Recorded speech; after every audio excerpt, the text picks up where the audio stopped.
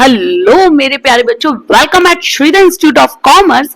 और आज हम क्या करने वाले हैं? आज हम करने वाले हैं सेक्शन सी ऑफ पेपर 4। तो पेपर 1, 2, 3 हमारे अकाउंट्स के हो चुके हैं और आज करेंगे हम paper number 4 section C. So once again thank you all of you कि आप इतने प्यार से हमें देख रहे हो और कमेंट कर रहे हो, सब्सक्राइब कर रहे हो। बहुत अच्छा लग रहा है और हम आपको कुछ दे पा रहे हैं। इससे अच्छा मतलब मेरे को इतना अच्छा फील हो रहा है ना। चलो तो बिना टाइम वेस्ट किए आज हम स्टार्ट करते हैं अपना पेपर नंबर 4 सेक्शन सी। तो अगर आप बुक्स लेकर नहीं आए तो फटाफट दौड़ के बुक ले आइए पहले। ओके, तो आ जाओ हमारे स्क्रीन पर। चलो आ जाओ स्क्रीन पर। Question number section C, question number 31। Jay and Ajay are the partner of a firm sharing capital ratio. तो ध्यान से देखना बच्चों, मैंने पहले ही अंडरलाइन करके रखा है। ये क्या दे रखा है हमको? This is a capital ratio, not a profit sharing ratio. आप एग्जाम में इतने टेंशन में होते हो कि आप ये देखना ही भूल जाते हो कि ये प्रॉफिट शेयरिंग रेशो दे रखा है या कैपिटल रेशो दे रखा है। तो ध्यान से देखा करो क्वेश्चन, ठीक है। Jay is to be paid 8% commission on net profit after deduction of such commission. यानी ये जो नेट प्रॉफिट हमको दे रखा है, देखो नेट प्रॉफिट दे रखा है क्या? Yes. What amount will receive by J if profit for the year is this. तो ये जो नेट प्रॉफिट दे रखा है इसमें कमीशन की वैल्यू इंक्लूडेड है। इसका मतलब क्या है कि ये जो प्रॉफिट दे रखा है इसमें कमीशन की वैल्यू इंक्लूडेड है। किस लाइन से पता चलेगा? इस लाइन से पता चलेगा, after deduction of such commission. Okay, तो चलो स्टार्ट करते हैं। लिखो फटाफट क्वेश्चन नंबर 31। ओके, तो क्या बोल रहा है क्वेश्चन नंबर 31 में? तो ये जो आपको नेट प्रॉफिट दे रखा है, आपको कमीशन निकालना है। तो पहले कमीशन निकाल लो। तो लिखो कमीशन, किसका है commission? J is to be paid, commission of J. तो कमीशन ऑफ जे लिखो, commission of J is equal to, लिखो फॉर्मूला लिखो, profit multiply by rate of commission divided by 100 plus rate of commission, क्योंकि वो included है। यानी जो profit दे रखा है वो 108 के बराबर है, ठीक है। चलो अब आप फटाफट कर लीजिए। प्रॉफिट कितना दे रखा है आपको? देखिए प्रॉफिट कितना दे रखा है, 96,876। तो लिखो 96,876 मल्टीप्लाई बाय, ऊपर 8% है, नीचे आ जाएगा 108, 100 प्लस 8 that is 108। So you will find the commission 7176। Okay, 7176। अब डिविजिबल प्रॉफिट कैसे निकालेंगे? डिविजिबल प्रॉफिट निकालो। Divisible profit is equal to profit before commission minus commission. तो profit before commission minus commission, minus कर दो उसमें से।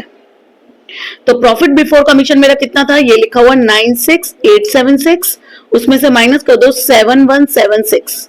सो you will get the value 89700। You will get the value 89700। Okay, अब profit sharing ratio क्या दे रखा है? तो पूछा जय को कितना मिलेगा। तो प्रॉफिट शेयरिंग रेशो दे रखा है क्या? नहीं दे रखा। देखो ये तो कैपिटल रेशो है, तो प्रॉफिट शेयरिंग रेशो क्या मान लेंगे? 1:1 मान लेंगे। तो ओके, तो इसको आप डिस्ट्रीब्यूट कर दोगे तो प्रॉफिट शेयरिंग रेशो आपको क्या आ गया?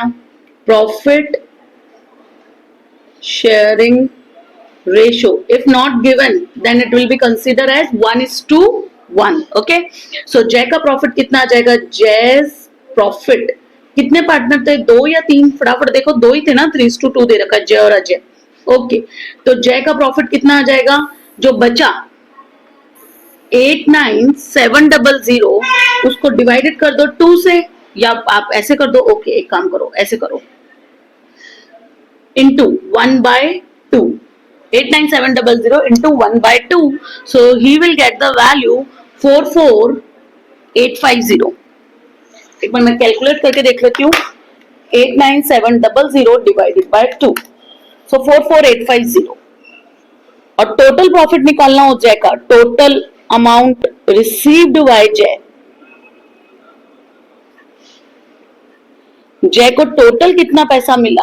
तो वो आ जाएगा प्रॉफिट प्लस कमीशन। तो 44850 प्लस कमीशन का कितना पैसा है 7176 सो जय will receive total 7176 so 52026 okay. तो पूछा था जय को कितना प्रॉफिट मिलेगा, तो जय को कितना प्रॉफिट मिलेगा 44850, तो अजय को भी कितना मिलेगा, देयरफॉर अजय's प्रॉफिट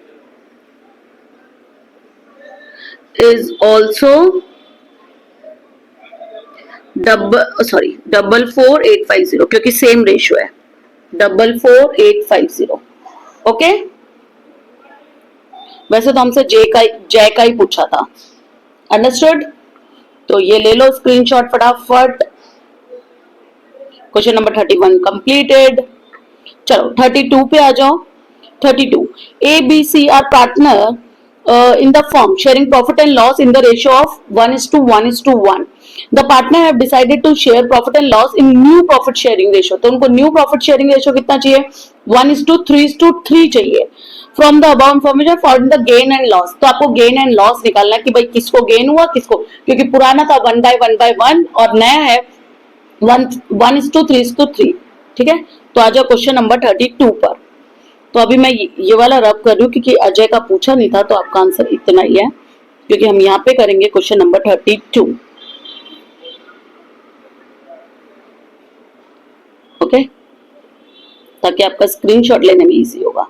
32 तो 32 करो फटाफट। 32 कैसे करना है आपको, क्या बोला है, ओके गेनिंग रेशियो निकालना है। तो लिखो gaining ratio is equal to, अच्छा मैं ओके शॉर्ट लिख दिया, गेनिंग रेशियो ढंग से लिखो जी।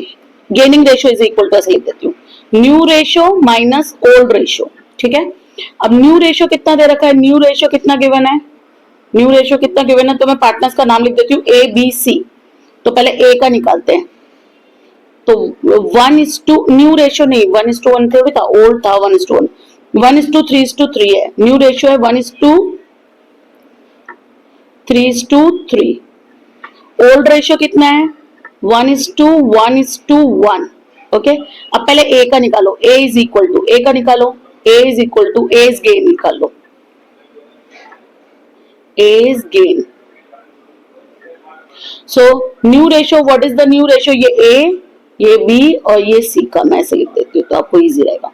ए का न्यू रेशियो कितना है 1/367, 1/7 माइनस 1/3 निकालो। अब आपको एलसीएम निकालने की जरूरत नहीं है, आप क्या करो डायरेक्टली मल्टीप्लाई कर दो 7 × 3, तो 7 3 21, ये इधर जाने दो, ये इधर जाने दो। ठीक है, एलसीएम वगैरह हम नहीं करेंगे, डायरेक्टली आप मल्टीप्लाई करके लिखो।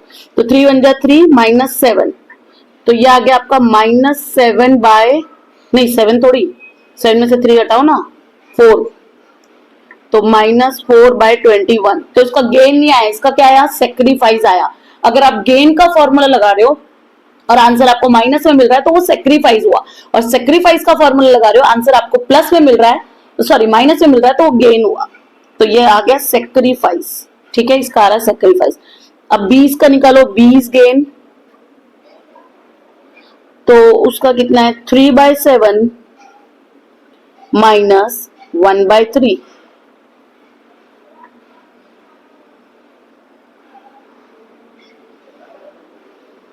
ओके, तो एलसीएम आएगा आपका 21, इधर कट के हो जाएगा 3, इधर हो जाएगा 7, तो 3 3 9 और इधर हो जाएगा 7 1 7, सो यू विल गेट 2/21। तो इसका गेन आ रहा है।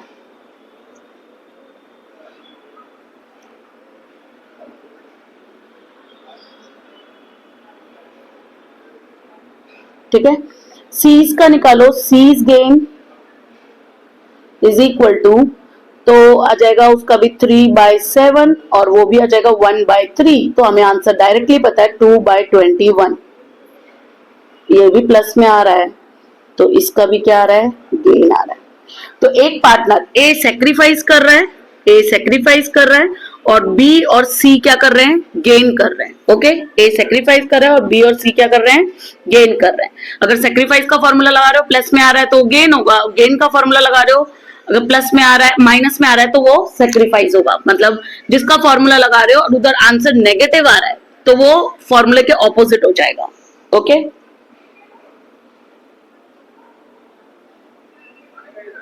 तो देख लो ना, वैसे भी पता चल रहा है।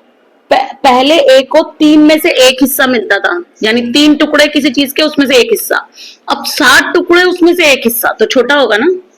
ओके, चलो ले लो स्क्रीनशॉट। 32 कंप्लीटेड। 33, ओके, चलो 33 पे आ जाओ। Pass the journal entry for the following case in the case of firm's dissolution. In the case of dissolution में पास करनी है। Income tax liability of a partner is determined 35,000 is not recorded in the book. तो book में record ही नहीं की गई थी इनकम टैक्स की लायबिलिटी, तो अगर रिकॉर्ड नहीं की गई थी अभी पे कर दो, ठीक है। खाली अभी रियलाइजेशन से आपको पे करनी पड़ेगी इनकम टैक्स लायबिलिटी। तो एंट्री आएगी realisation account debit to cash. तो पहली एंट्री आएगी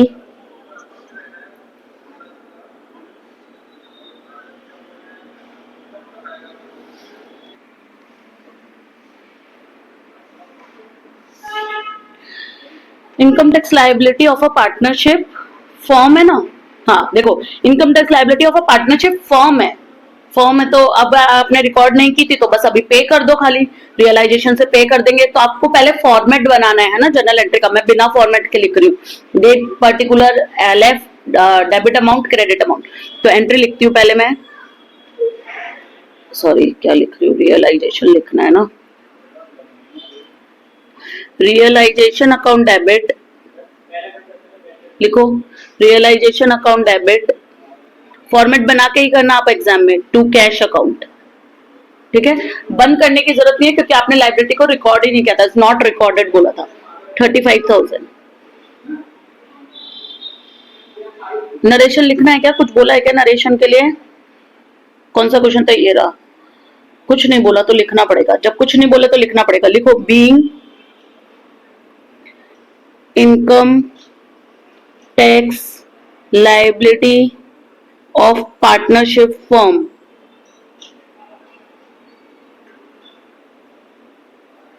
पेड, ठीक है। सेकेंड एंट्री, सेकेंड एंट्री देखो क्या है।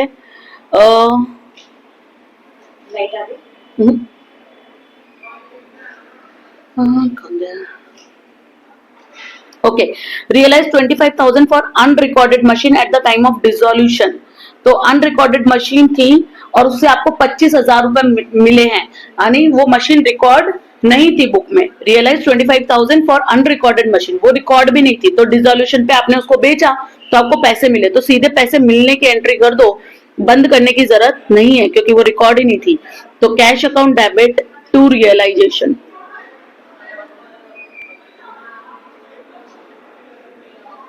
कितने अमाउंट है, 25,000। लिखो, बीइंग अमाउंट रिसीव्ड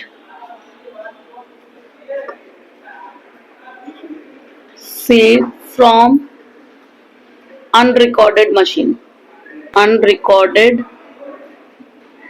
machine, ठीक है। चलो थर्ड एंट्री देखो, थर्ड क्या है। वन पार्टनर एक्सेप्टेड टू पे हिज वाइफ लोन ऑफ ₹40,000, यानी किसी एक पार्टनर का लोन था, तो पार्टनर की वाइफ का, सॉरी पार्टनर की वाइफ का लोन था। पार्टनर ने बोला मैं दे दूंगा, आपको देने की जरूरत नहीं है, तो उसने सारी लाइबिलिटी ले ली, ठीक है, पार्टनर के लोन की। तो करो, तो एंट्री करो, तो लिखो जैसे श्रीमती वाइफ्स लोन, अब नाम तो दिया नहीं है तो मैं वाइफ्स लोन लिख देती हूँ। श्रीमती वाइफ्स लोन या wife's loan account debit, partner's wife loan account debit या वाइफ्स लोन अकाउंट डेबिट। और वो पार्टनर ले लिया, पार्टनर का भी नाम नहीं दिया है, बस मैं पार्टनर्स कैपिटल लिख देती हूँ, टू पार्टनर्स कैपिटल अकाउंट, ठीक है, 40,000 का। Being wife's loan payment responsibility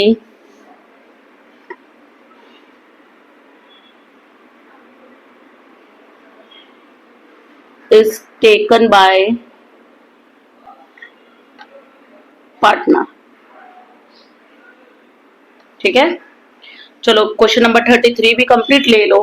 लेकिन आप पूरा फॉर्मेट बनाएंगे, मैंने आपको फटाफट, क्योंकि आप मेरे को, मैंने देखा आप लंबे वीडियो देख नहीं रहे हो, मुझे पता नहीं आप प्रैक्टिस कर रहे हो नहीं कर रहे हो, फिर मैं डांटूंगी आपको, ऑनलाइन डांट भी सकती हूँ मैं। तो फॉर्मेट नहीं बनाया, you have to draw a format. अगर आप 90 से ऊपर की प्रिपरेशन कर रहे हो तो आपको सब कुछ करना। बच्चों देखो, एक तो जो बच्चा 33 से कम मार्क्स ला रहा होता है उसकी कॉपी 3 बार चेक होती है, पता है क्यों? क्योंकि उसको जैसे तैसे करके 33 पे लाओ, इसलिए। मानो वो 31 पे अटक रहा है या 30 पे अटक रहा है या 32 पे अटक रहा है, तो उसकी कॉपी 2-3 बार चेक कर लेते हैं ताकि बेचारा पास हो जाए। अंडरस्टूड? और एक जो 100 आउट ऑफ 100 ला रहा होता है उसकी कॉपी 4 बार चेक होती है। रीजन, 100 आउट ऑफ 100 कैसे आ गए, तो उसको क्या करा जाता है, कैसे उसको थोड़ा नीचे नंबर लाए जाए, समझे? तो इसलिए 100 आउट ऑफ 100 वाली की छोटी छोटी मिस्टेक्स भी ढूंढी जाती है कि डेबिट लिखा या नहीं लिखा एंट्री में, डेबिट को डीआर तो नहीं लिख दिया, ठीक है, फॉर्मेट बनाए या नहीं बनाए। तो अगर आप 100 आउट ऑफ 100 की तैयारी कर रहे हो, ऐसा नहीं अकाउंट्स में 100 आउट ऑफ 100 नहीं आते, आराम से आते हैं, पर आपको टीचर को कोई जगह नहीं देनी जहां वो आधा नंबर भी काटे। अंडरस्टूड? चलो करें आगे। डन। 34, फिर again pass a journal entry, the profit sharing ratio is 3:1 RBI under the disposal of the following balances. Okay, यानी ये सब आपको डिस्पोज करना है, यानी खत्म करना है, ये सब बैलेंसेस क्या करना है, खत्म करना है। तो पहले किसका बैलेंस है, जर्नल रिजर्व का, 3:1 से खत्म करना है, तो मैं यहां ही कर लेती हूँ। चलो अब क्वेश्चन नंबर कौन सा है, 34, तो लिखो क्वेश्चन नंबर 34। ओके, चलो, तो पहला जनरल रिजर्व खत्म करना है। जनरल रिजर्व को खत्म करने के लिए, जनरल रिजर्व का बैलेंस होता है क्रेडिट, खत्म करने के लिए आप क्या करोगे, डेबिट। तो लिखो पहली entry, general reserve account debit,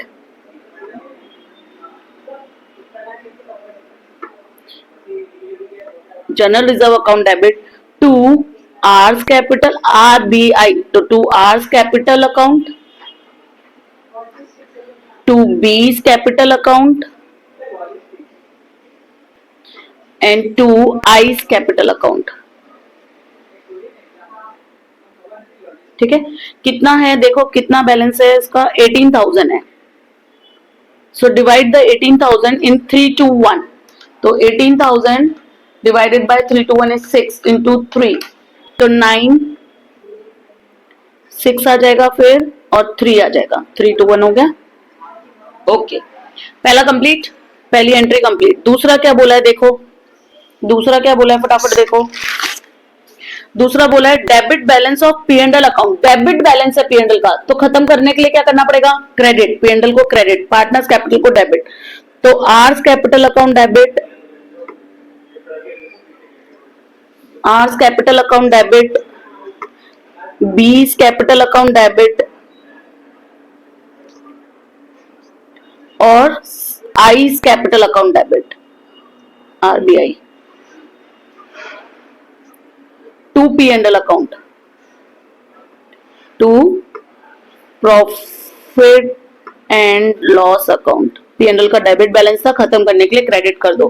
कितने का डेबिट बैलेंस है देखो फटाफट, 12,000 का, तो इधर आ जाएंगे टोटल 12,000 और डिवाइड कर दो 3:1 में, तो आ जाएंगे आपका 6,000, 4,000 और 2,000, हो गए 6 और 4 10, दोबारा डन। चलो third entry, workman compensation fund, उसका भी बैलेंस कौन से साइड में होता है, क्रेडिट साइड में होता है, तो खत्म करने के लिए उसको क्या कर देंगे, डेबिट। तो लिखो वर्कमैन,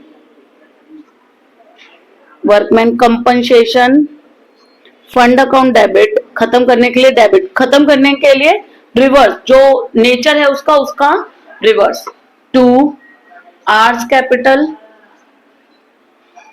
टू बीस कैपिटल और टू आइस कैपिटल। मुझे सी सेक्शन सबसे अच्छा लगता है, सी सेक्शन एकदम इजी है। एक्चुअली मुझे अकाउंट बहुत अच्छा लगता है।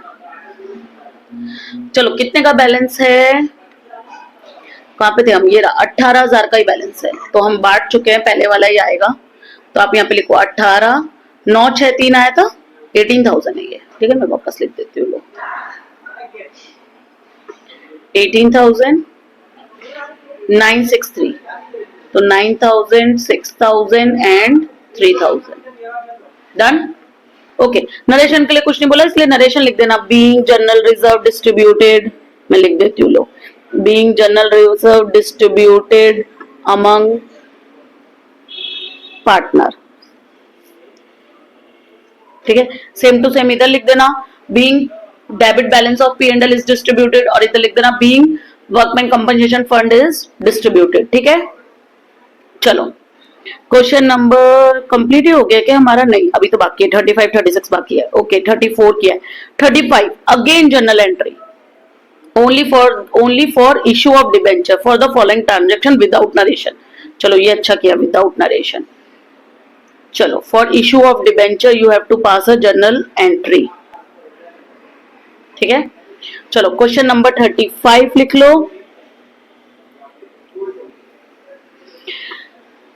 तो पहली, आप डिबेंचर इशू कर रहे हो तो बैंक अकाउंट, वो एंट्री तो पता है ना मुझे, मैं एंट्री लिख देती हूँ पहले, फिर अमाउंट देखूंगी। बैंक अकाउंट डेबिट टू, कितने परसेंट डिबेंचर है वो तो देखना ही पड़ेगा। पहला 8000 डिबेंचर, 4.5% डिबेंचर ऑफ ₹100 ईच पार पे इशू किया है। बैंक अकाउंट डेबिट टू 8.5 था, bank account debit to debenture application and allotment account.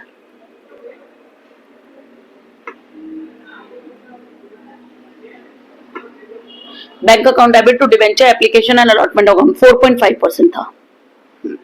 ठीक है, चलो लिखो 8000 थे, 8000 इंटू 10 रुपीज का है या 100 रुपीज का है, देखो फटाफट, 100 रुपीज का या 10 रुपीज का है? 100 ईच पार पे ही है, तो 8 लाख। आपको पहले फॉर्मेट बनाना है, ये वाले आंसर कैसे करने हैं आपको, जनरल एंट्री वाले फॉर्मेट बना के करना है। ठीक है, अब एप्लीकेशन, इसका पैसा कहीं में ट्रांसफर कर दो, परमानेंट अकाउंट में।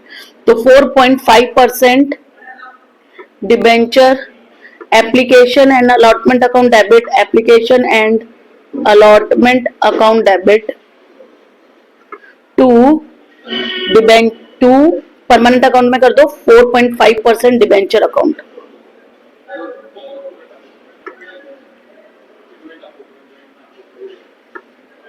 ठीक है, तो अरे 8 लाख है ये। ओके, तो again 8 lakh, redemption at par है इसलिए राहु केतु नहीं डालेंगे। ठीक है, फिर थर्ड एंट्री क्या करनी है इसकी, 4.5% डिबेंचर आप रिडीम कर दो, तो 4.5% debenture account debit to debenture holder,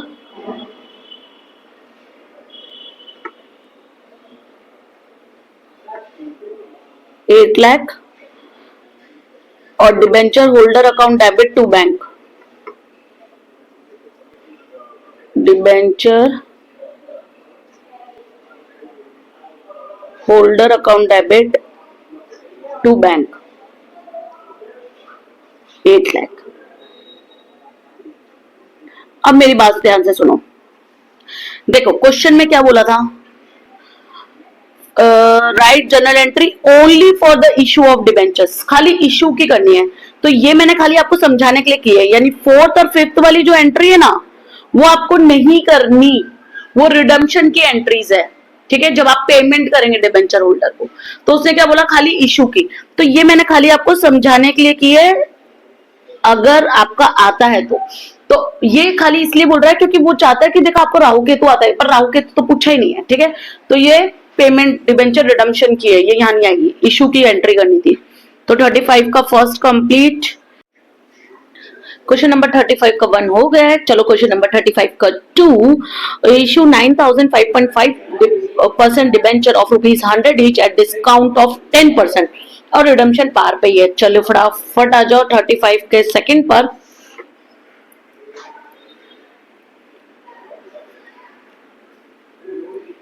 तो एक काम करती हूँ, मैं यही करती हूँ 35 का 2। ठीक है, उसकी ए एंट्री, एक काम करो, इनको भी नंबर आप कैसे दिया करो, ए बी दिया करो एंट्रीज को, ताकि ये गड़बड़ ना हो। ठीक है, तो ए ये 1 है, ठीक है, 35 का 1 और ये बी, दो ही एंट्री करनी है। ये तो रफ है, ठीक है, ये नहीं करनी है आपको, रिडम्पशन की करनी थी। अब ए एंट्री, तो आपको कितने डिबेंचर इशू करने हैं? 9000 5.5% debenture, okay, at a discount. तो बैंक अकाउंट डेबिट लिखो entry, bank account debit, bank account debit to debenture application and allotment account.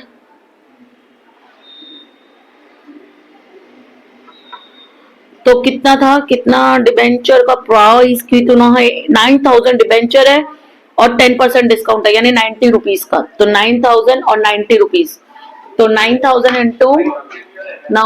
Into 90 कर दो, तो आ जाएगा 8,10,000। तो आएगा आपका 8,10,000, लिखो 8,10,000, इधर भी आएगा 8,10,000, ठीक है। चलो अब इसको परमानेंट अकाउंट में ट्रांसफर कर दो, तो 5.5%, यहाँ पे भी लिख देना 5.5%, debenture application and allotment account debit. अब आपने डिस्काउंट पे इशू किए थे, तो डिस्काउंट प्रॉफिट होता है या लॉस? लॉस होता है, तो सारे लॉसेस डेबिट होते हैं, क्रेडिट डेबिट होते हैं। तो लिखो discount on issue of debenture, discount on issue of debenture account debit to 5.5% debenture.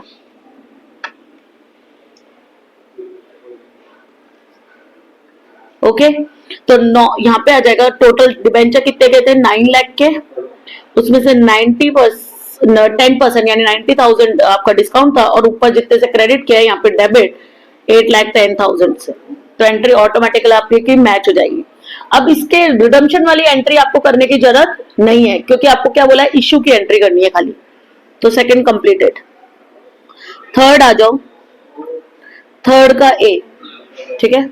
चलो एक और है ना, हाँ, issue 10,000 8% debenture of ₹100 each at a premium और रिडीमेबल एट पार है।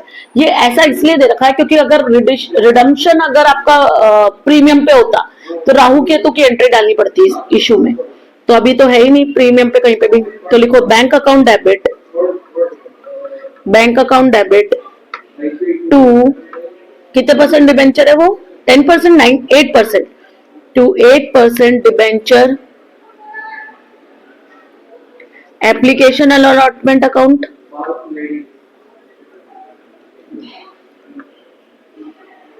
ओके, अब कितना डिबेंचर था? डिबेंचर नंबर ऑफ डिबेंचर्स कितने हैं?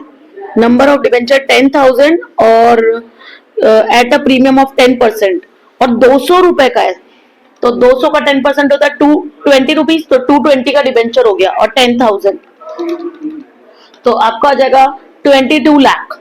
लिख लो, इसमें लिखो 22 लाख। पता चल गया ना कैसे आएगा, नरेशन लिखने की जरूरत नहीं है। 10% आपका 10% प्रीमियम पे है, तो 200 इंटू 10,000 20 लाख, और 20 लाख प्लस 10% तो 22 लाख, ठीक है। अब इसको ट्रांसफर कर दो परमानेंट अकाउंट में, तो 8% debenture application and allotment account debit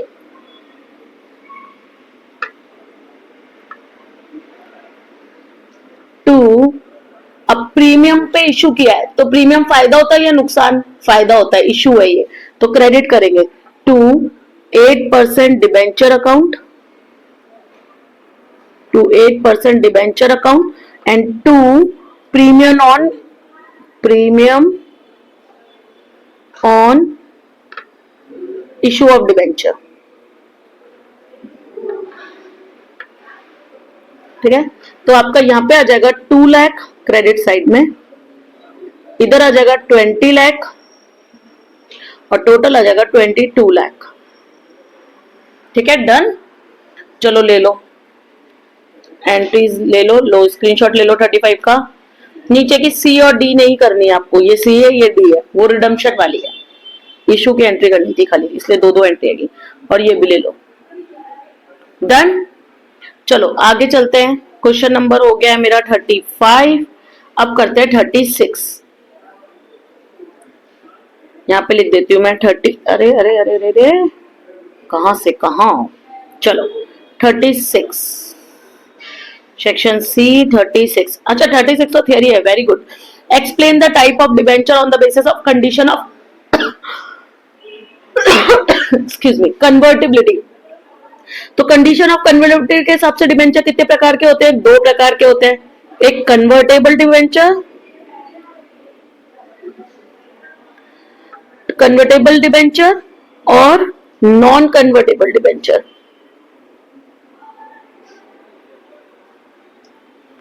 ठीक है, convertible debenture are those debenture which can be converted into equity share after a certain period, or non convertible debentures are those debenture which cannot be converted till its period.